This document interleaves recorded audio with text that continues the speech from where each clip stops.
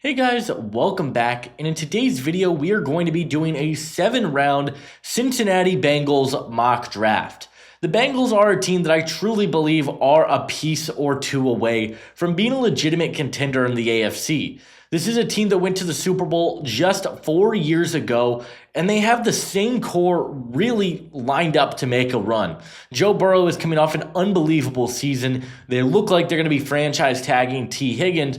What moves can Cincinnati make to try and return back to the Super Bowl and try and win a championship for the city of Cincinnati? That's what we're going to be attempting to do in today's mock draft. But if you guys are new to the channel, consider hitting that like and subscribe button. It helps me out a ton, lets me know you guys do enjoy the videos.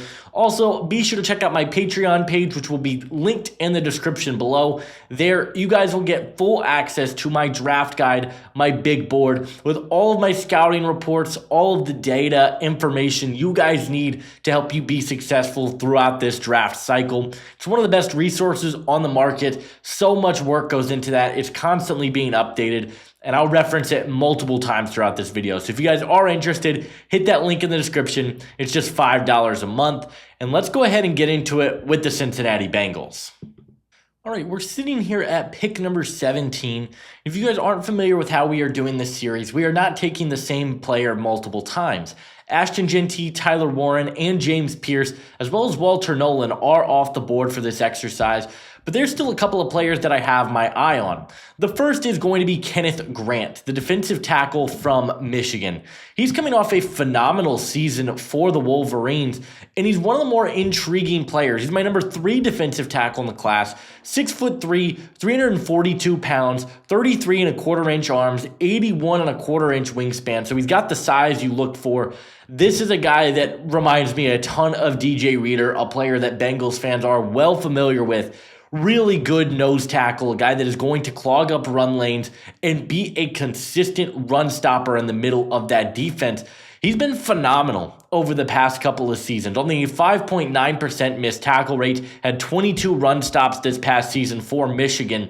He is a dynamic force in the interior with incredible upper body strength, but I think what makes him more intriguing than some of the other defensive linemen in the group, he has a legitimate chance to develop into a pass rusher. He has shown upside there as just being a dominant disruptor in the backfield. Had 27 pressures this past season for Michigan, 3 sacks, and a 9.4% pass rush win rate.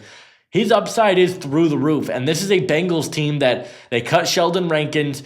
I think they could definitely be in the market for an interior guy. But the other player I've got my eye on is Malaki Starks. I think Starks is starting to just fly under the radar in this draft class. And if you look at Cincinnati, I think safety is a massive need for this team. Geno Stone, Jordan Battle, that group of safeties really was not all of that last season. Their secondary allowed some big plays, seemingly week in and week out. And Malaki Starks is, I believe, the best safety prospect we've seen since Kyle Hamilton. 6'1", 205 pounds, a versatile player that can play all over your defensive backfield. He has played in zone coverage schemes. He's played in man coverage schemes for Georgia. He's played a lot of snaps in the slot. I think he's a really dynamic, versatile athlete that's got really good coverage potential. He's also a really good run defender. He comes downhill, has some really good willingness to defend the run, which I like, moves fluidly. The big concern with him, he's just not the fastest safety in the world, which I think could hold back his upside. But I am going to take Malaki Starks over Kenneth Grant for the simple fact that I think secondary was a bigger concern for Cincinnati, the first one. But secondly, the defensive line class is really good. I think we can get a legitimate difference maker in the second and third rounds to help the defensive line, but I don't think there's another Malaki Starks in this draft. So I'm going to take Malaki Starks here at number 17 to the Bengals. Here at pick number 49, the defensive tackles are starting to fly off the board, and so I think I need to address the interior of this defensive line before a lot of the big talent starts to come off the board. And the player I've got my eye on is Tyleik Williams out of Ohio State. We mentioned with Kenneth Grant that getting a disruptor up front and a legitimate run stopper is important. And I think Tyleik Williams is the best guy on the board for this team.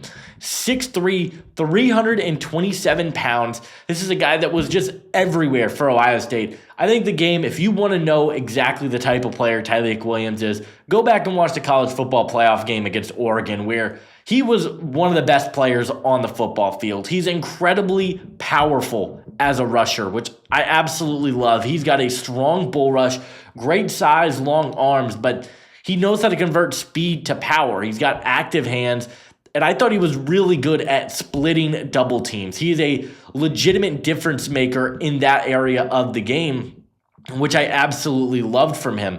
On top of that, he does bring a little bit as a pass rusher. I wouldn't say he's a phenomenal pass rusher by any stretch of the imagination. Only a 7% pass rush win rate, but 21 pressures. He's not a liability as a pass rusher. This is a guy that you are drafting to be more of that nose tackle. I think he complements Chris Jenkins and McKinley Jackson, who you drafted last year, really well. Great run stuffer, good athlete that can convert speed to power, and I think is a really good fit for this Bengals defense. So we're going to take Tyleik Williams and just continue to address this defensive line that I think is just thirsty for more talent, and I think he fits this team really, really well. All right, here we are at pick 81. I wanted to go with the pass rusher, but the LA Rams came calling, and I'm going to make this trade with them. The Rams are willing to trade up 9 spots and give up pick 126. We're going to give them 195. I look at it this way. We're moving back 9 spots, but at the same time, we're moving up 7 spots, turning a 6th rounder into a 4th rounder. I think this is a really good value pickup for us, and I'm going to make this trade with the Rams and just move back 9 spots, hoping that an edge rusher falls to us in just a couple spots. Here at pick 90, we mentioned we want to go with the pass rusher. I think there are a couple of really intriguing options here. Kyle Kennard, I feel like Kyle Kennard is starting to get slept on in this class. He's a top 50 player for me. I love his game. Josiah Stewart and David Walker. I lean towards Josiah Stewart, though, because if you want a guy that is just going to get into the backfield and create pressure, Josiah Stewart is your guy. An incredible athlete for an edge rusher.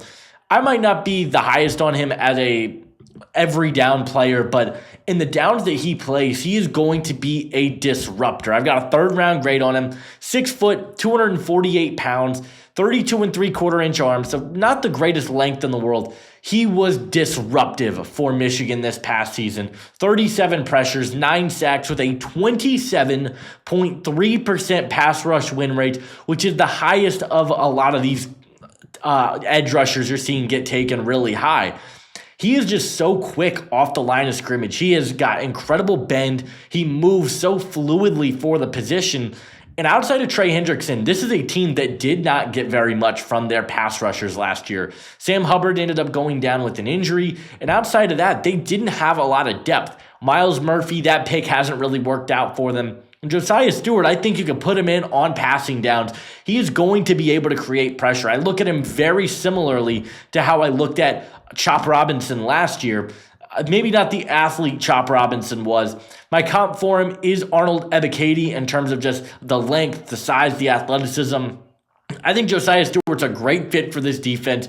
You can use him on passing downs, and I don't think he is a necessarily awful run defender either. I thought he played pretty well. He does need to get better at disengaging with blockers. Balance can be an issue for him at times, but I think as a just difference maker that can come in, rush the passer, Josiah Stewart is that player for me. I love his game. I think he would fit really well opposite of Trey Hendrickson. So I'm going to pick him here at number 90. Here at pick 118, I think the interior of the offensive line is going to be a major talking point amongst Cincinnati fans all offseason, because this is a team that desperately needs to improve in the trenches. They've needed to get an offensive line and protect Burrow for a while, and I think now is the time to do it. The interior was a complete and utter disaster this past season, with Cody Ford, Ted Karras, and Alex Kappa all playing up and down football, to say the least. And I think there are some really good players on the board here, but the player I've got my eye on is LSU's Miles Frazier. Frazier has been a big riser for me. Shout out to Dom C from the Talking Jets Network. He was on Miles Frazier before the Senior Bowl, and I thought he was phenomenal at the Senior Bowl. Was one of the best players on the field, I felt like. Just a really solid pass protector. Had an 88 pass blocking grade this past season per PFF. Allowed just 13 pressures with 0 sacks on the season. And get this, he played in over 900 snaps. This is a guy that is going to play stout pass protection. He's really strong. He's got phenomenal size for the position. 6'5", 324 pounds, 33 and 3/8 inch arms. He knows how to win with leverage. He's really strong in his lower half. He's got a strong anchor, but he also is light on his feet. He can consistently climb into the second level, land blocks in the run game. I did not love his tape in last summer when I watched him, but this is a guy who started his collegiate career at FIU, has played at LSU for the last 3 years, and I thought his hands were really good, and he has gotten better each and every season of his college career. I would be shocked if he is not taken in the 4th round. I think with what we saw at the Senior Bowl, with what he put on tape in 2024, and even just the numbers that he put up, the production is really good. I think he's one of the most slept-on interior offensive line prospects in the entire draft class, and I think he's an instant starter on this line for the Bengals. I'm going to pick Miles Frazier here at number 118. Here at pick 126, I think we need to go with a cornerback, and there are a couple of options that we're looking for. With Mike Hilton being a free agent, I definitely could see the Bengals looking to address the nickelback spot, and I think this is a really good range to do that. Quincy Riley, Elijah Huzzie, Upton Stout, Jabbar Muhammad, Jalen Smith, all those guys I think are going to be really good nickels in the NFL. Quincy Riley, I don't think will be on the board here at 126. I want to take him. I just think that the value probably says he won't be on the board here. I've got a 2nd to 3rd round grade on Quincy Riley. I'm a little bit higher on in the consensus. But a player that I do think could be on the board here is Western Kentucky's Upton Stout. He's a really fun prospect. He is just a gnat in the best sense of the word. He's 5'8", 178, so really small for the position. But that's okay when you are going to probably be playing that nickel corner spot. His short area burst is incredibly impressive. He's got really good speed, change of direction, fluid hips, can stop and go on a dime. He can play both corner or safety at the next level for you, which I really like. And I think he's physical. I think he plays physical at the line of scrimmage. He's got that good, strong initial punch that you're looking for. And he wants to get his hands on the opposing players. I absolutely love that. The ball skills have been there for him. Yes, he's going to be limited in terms of his size. He is going to be a slot guy. I think the play strength is up and down. I do think that's an area that he's going to have to get better. Getting off blocks, coming downhill as a run defender. That's an area that I think he could improve upon. Quincy Riley has the same struggles, Elijah Huzzie, but I think Upton Stout is going to be the pick here. I think just the athleticism, the movement skills, the coverage abilities, the production hasn't fully been there in terms of interceptions just yet. But I think they're going to get there. I'm a big fan of his game. I'm going to take him here at 126. With our final pick here at 154, I want to go with a linebacker. This is a team that doesn't have a ton of great linebacker depth, and Jermaine Pratt requested a trade. So we'll see what ends up happening with that trade request, but I do think it could upgrade the linebacker spot. And man, I love the value of Cody Simon. This is a guy that was one of the more recent players that I studied. I was blown away with what I saw on tape from Cody Simon. I think he's a my guy in this draft class. There's no question about it. A top 100 prospect to me. I don't think the consensus is really understanding how impressive Cody Simon was this past season for Ohio State. 6'2", 235 pounds. If you want him to blitz downhill, he is one of the best blitzing linebackers in the class. Go back to that Indiana game where he seemingly was in the backfield every single play. He's got really good, quick, short area burst, athleticism to come downhill and make a stop, which also shows up as a run defender. He triggers downhill quickly, he gets into the backfield, and he's a consistent tackler. It feels like he is in every single tackling pile. It doesn't seem like he's ever out of the play. You do want to see him get better at block shedding. I think he does need to improve in that area of his game. He does overextend in the run area at times because he plays so aggressive. He wants to get into the backfield so quickly, and I do think it hinders his ability to actually make a play. In coverage, though, I think he's also really good. The athleticism shows up. He's got good instincts, reads the quarterback's eyes really well in zone coverage. I'm a huge fan of what Cody Simon can be at the next level. I think he is one of the most slept-on linebackers in the entire draft.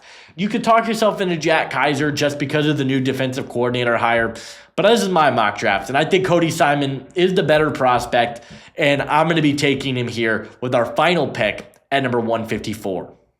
So there we have it, Bengals fans, my 7th-round Cincinnati Bengals mock draft. Heavily defense. We only took one offensive player, but I think that's the way Cincinnati needs to address this draft. You have to improve this defense. The offense was arguably the best offense in the league last year. Get some more help on the defensive line. Get some help on the back end. And I think this team can very legitimately win a championship next season. But I'd love to hear from you guys, Bengals fans. Do you like this mock? Do you hate it? Let me know down in the comment section below. Leave a like, subscribe if you are new, and I'll see you guys in the next one. Adios.